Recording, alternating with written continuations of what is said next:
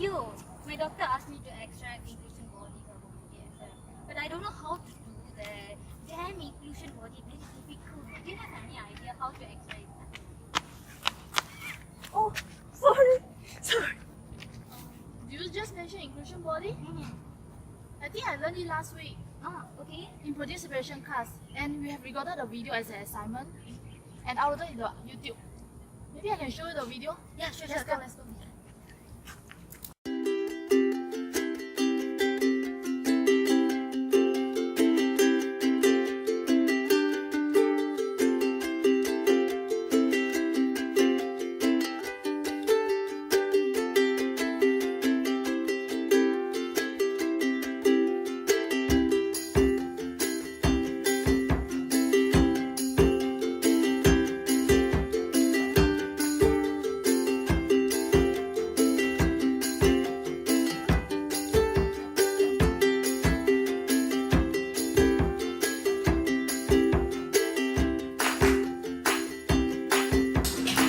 Hello and assalamualaikum guys. Welcome to Good Morning Sunday. So today I will be the host for our today's talk show. So guys, guess what? Our topics today is mainly about the purification of inclusion bodies. What? Inclusion bodies. I didn't hear you. Inclusion bodies. Good job, people. So today there will be another segment. So first, I am the introducer. So the second part is the facts of the day. Then the next one we will have the DIY session.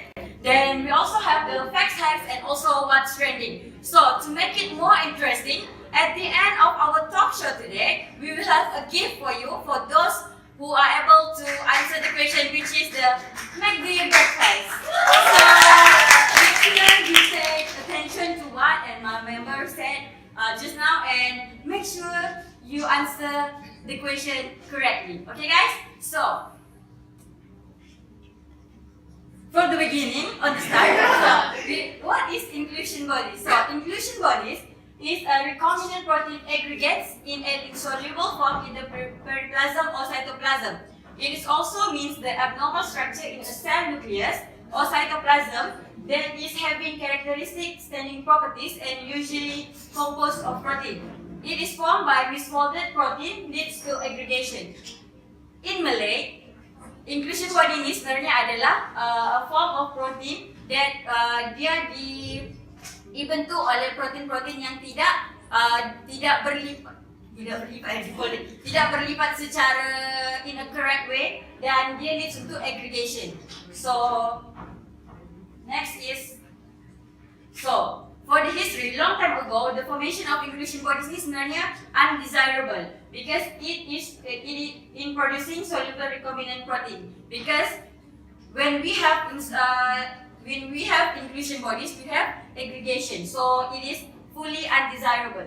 So, but now, after a study have been conducted, it is observed that inclusion bodies are highly active. It is also highly fluorescent and also producing enzymes such as oxidase, galactosidase, and other enzymes which is catalyze specific reaction. And recently, it shows that inclusion bodies are capable in encouraging future in regenerative medicine field, which is inclusion body ini sebenarnya bagi advantage in medicine field nowadays. Okay, hi everyone. So we are on the first segment, which is Facts of the Day. So I am Noliana Ajina binti Abdullah, and my partner, Wansita binti Hussain. So we'll be discussing on the mechanism of aggregation. So as you know that proteins can be in the form of native or unfolded. They can be partially folded into intermediates, which have a higher tendency to be aggregates, such as envelope crystals or inclusion bodies. Since our topic is about inclusion bodies, we will explain further about the mechanism of inclusion bodies. So Lena, could you please explain further about this? Sure. So as you can see, there are two diagrams here. For the diagram A, it shows that the normal folding in which hydrophobic surface, the black one, will be inscribed in intermolecular manner to form the native shape. As in the simplest way, it can say that the unfolded protein can form conform to the native shape. So you guys understand for the diagram A? Here is the diagram A. Okay, so now let's move to the diagram B. The diagram B says that aggregation also can form by this unfolded protein, which is the interaction of structural building block against via interaction of complementary of hydrophobic surface. Or in the simplest way, the unfolded protein can form aggregation. So, of course, there will be a reason to form this inclusion bodies. Okay, Buddy, can you explain more about the reason? Alright, Lena. Okay. How these inclusion bodies can form is due to overexpression of proteins. Next, the more sulfur amino acid inside the recombinant proteins will have a high tendency to cause inclusion bodies formation. And also, temperature will influence the expression of the recombinant protein. And finally, in eukaryotes, we know that the enzyme of post-translational modification are lacked. Hence, this will lead to the accumulation of intermediates that can form inclusion bodies. So I wonder what would be the factors that favor aggregation. Then could you please explain it to me?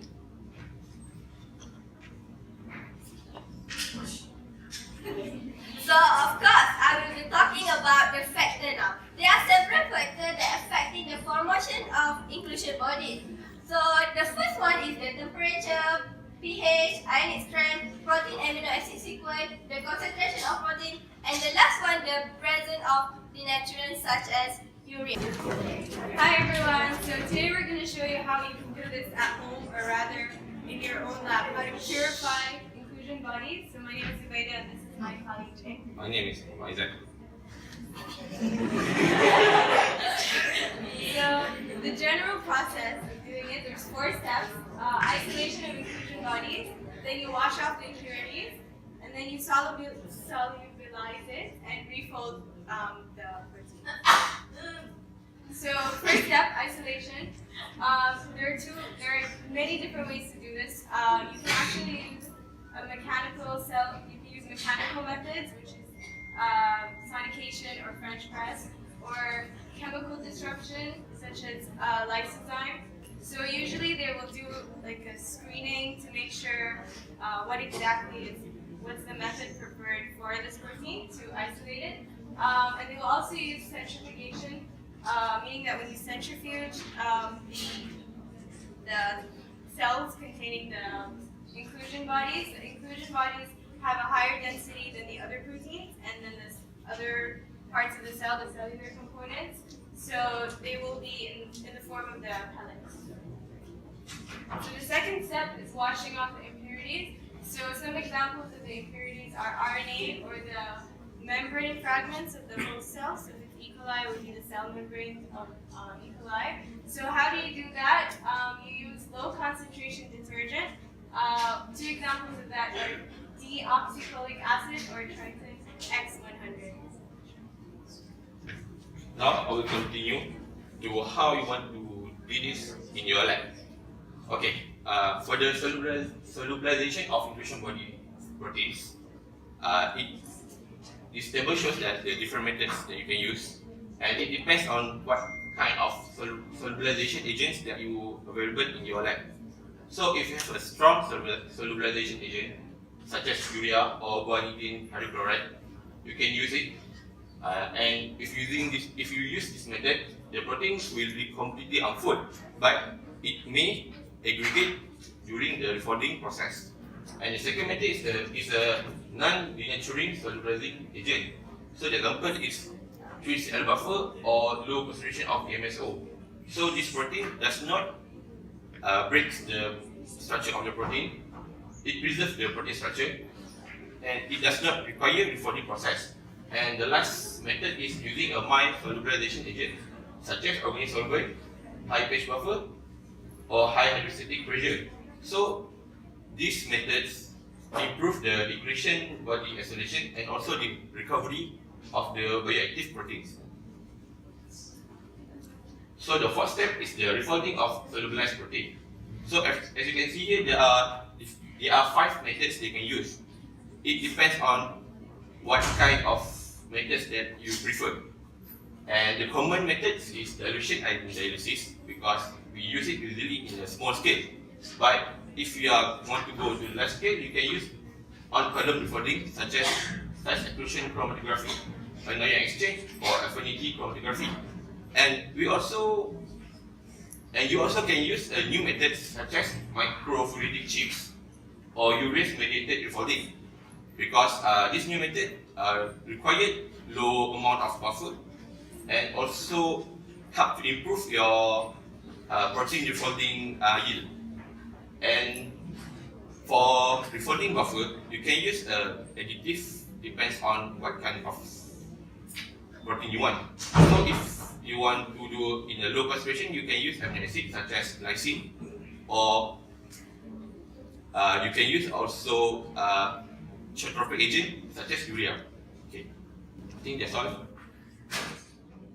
So next we're gonna move this. Our segment was the. We are still in the DIY segment, but for just now is a small scale. So in this segment, we are going to talk about the large scale protocol. So to talk more about, as for today's topic, we are going to talk about inclusion bodies. So to talk more about inclusion bodies, we have Miss Atika. Hi, Miss Atika. Hi. So Miss Atika is from ABC company. She is a research officer. So do you want to tell us a bit about the application of inclusion bodies in the industry, especially? Okay, thanks Anila for inviting me for this segment. So for large scale production of purification of inclusion bodies, so basically,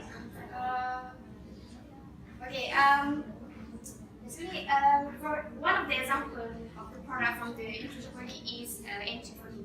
So first, the sample will be undergo ultrasonic lysis and centrifugation, which the ultrasonic lysis will disrupt the cell structure, and then for the centrifugation, it will produce two forms, which is spinatin and pellet. So both will undergo ion chromatography, which is ion metal affinity chromatography, and also we give different products. For example, the spinatin will give the soluble non-secreted protein, and for the pellet, it will produce insoluble non-secreted protein, which is inclusion body. So, as our main topic today is inclusion body, so the next process is the pellet will be treated with vanillin hydrochloride, which is hydrochloric, sodium chloride, and imidazole, and then the next step is chromatography. And as I mentioned before, it is based on ion metal affinity chromatography. So the column that is used is copper sulfate,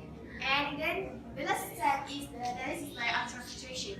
So basically, inclusion bodies in the application in the industry, we can use as antibodies. So based on my studies also, based on my reading, other than antibodies, inclusion body can also being used as an application as the insulin. So in E. coli,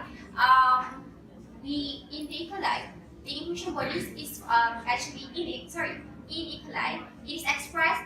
They express multiple joint proinsulin gene in the form of inclusion bodies that they will later on treated with buffer cyanogen bromide and subsequently treated with vanillin hydrochloride, and then it will later purify using anion exchange technique.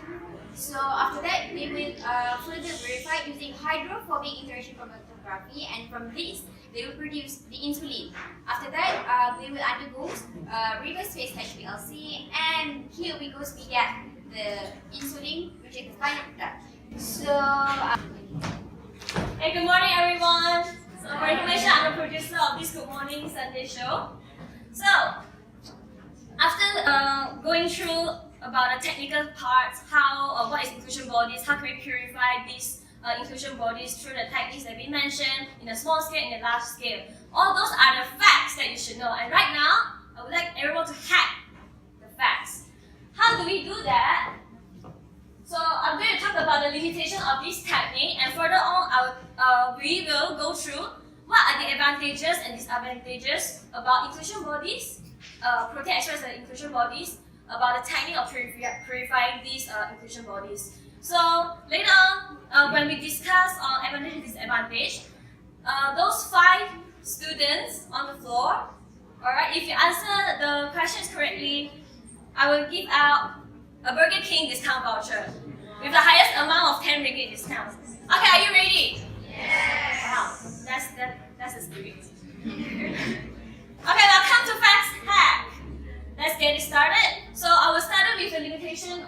of this technique, and particularly on the refolding parts of the purification of inclusion bodies. The first one, mentioned earlier, affinity chromatography, but this technique is only used to cases where tag doesn't interfere with the folding, so it's really selective.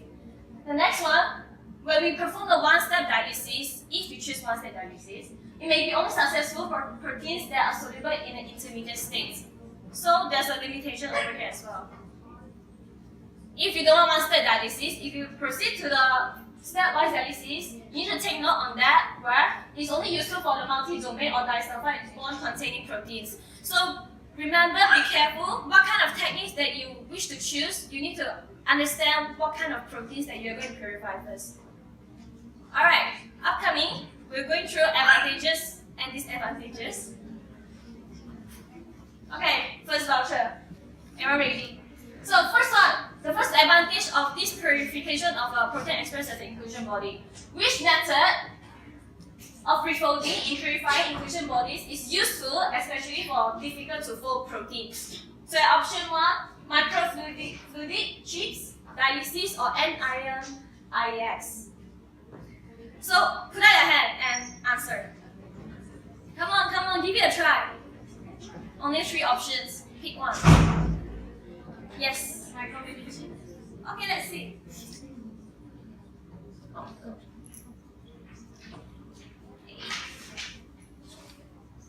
Oh, you're right. Good job. First voucher for you.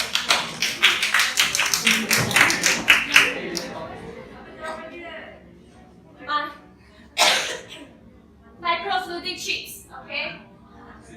Yeah. So next one. Which column refolding method is more advantageous for crude samples? This is tricky. There's a hint over there for your answer. Which column refolding method? Yes? Sorry?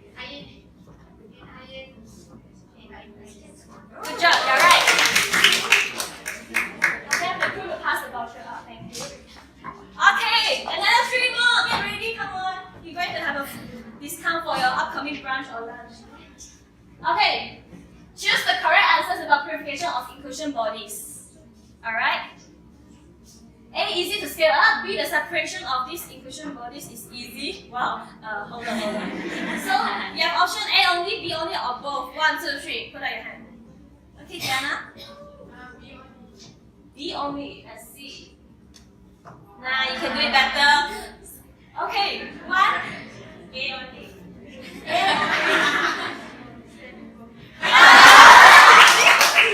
Sorry, so this voucher will be lost to the crew later. Okay. Sorry. Okay, I'll proceed to disadvantage. Okay, look at this statement. No post-translational modification of protein expressed as inclusion bodies. This is more on the principles behind inclusion bodies. So it's a yes or no? Wow, Kevin. Yes. Yes? Good job! So this is for 4 portions. Thank you. Alright, next, the last one. Last voucher over here. The procedure is complex for inactive product. I mean, the procedure here is a purification procedure. It's complex for inactive product. Example, in vitro refolding and renaturation. Is this statement yes or no? 1, 2, 3. Yes. Good job. The last voucher goes to you. Hey guys, so welcome to What's Training. So I'm a host today. So we talk about the last statement on what's training. So as you scroll on the internet platform last week, about a few trending hashtags on the few countries in the world. So the hashtag about hashtag protein industries IB. So what does it mean? This hashtag actually. So this hashtag actually means about the application of the protein, application of integration bodies used in the protein industries. So the hashtag go trending because one virus for a company at the San Diego, California have the use of the protein for express as inclusion bodies for their production. So what this company they use integration bodies in the industries and the biocatalysis for biocatalysis for cell catalysis and purified recombinant enzyme. So they have involved several modification steps to the inoculation bodies. The purpose of modification is to retain the biological activity as immobilized biocatalysis. So why this company use inoculation bodies? So as a company, we want to produce high dynamic and functional protein, stable enough to withstand harvesting process, good tolerance of lipofilization and freeze and thawing, and lastly, mechanically stable nanoparticulate material.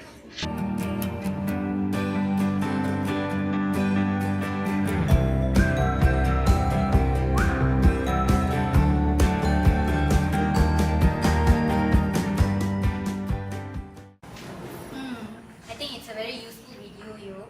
Eh? We're done. Now you have your class, right? Yeah, we have. Bye.